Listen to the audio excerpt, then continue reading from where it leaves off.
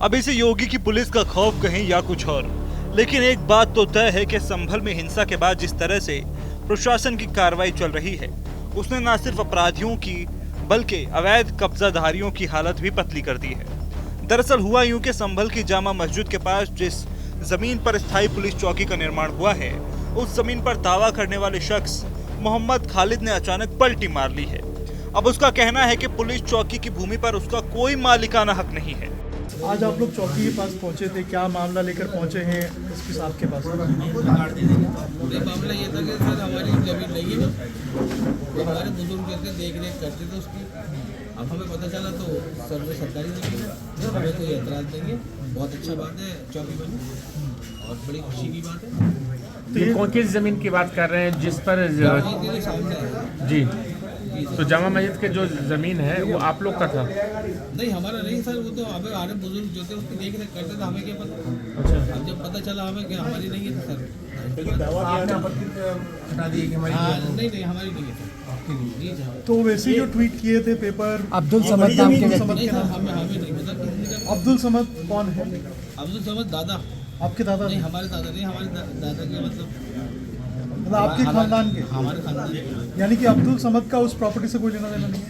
नहीं कोई भी नहीं।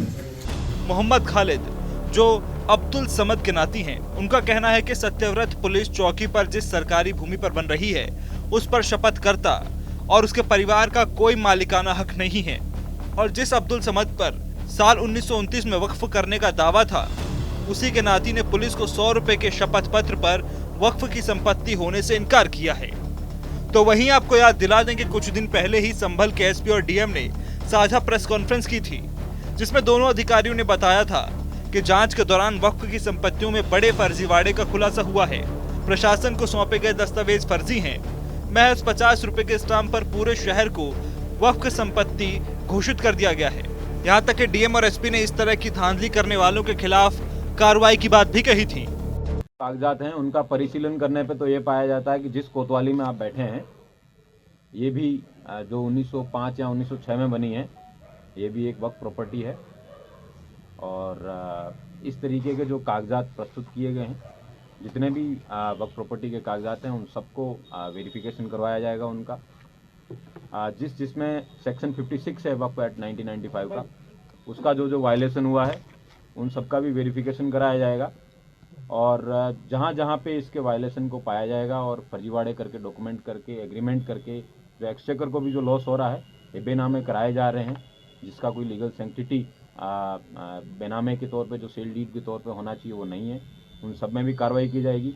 और इस पर्टिकुलर केस में जो रिपोर्ट एसडीएम, सीओ और ईओ ने दी है, उसके आधार पे एक अभियोग पंजीकृत किया जाएगा और आगे की विधिक कार्रवाई सुनिश्चित की जाएगी। बता दें कि 24 नवंबर को हुई हिंसा के बाद संभल की जामा मस्जिद के सामने सरकारी जमीन पर पुलिस चौकी बनाने का काम शुरू हुआ था, जिसके बाद एआईएमआईएम अध्यक्ष असदुद्दीन ओवैसी ने दावा किया था कि वो सरकारी जमीन नहीं बल्कि एक वक्फ संपत्ति है।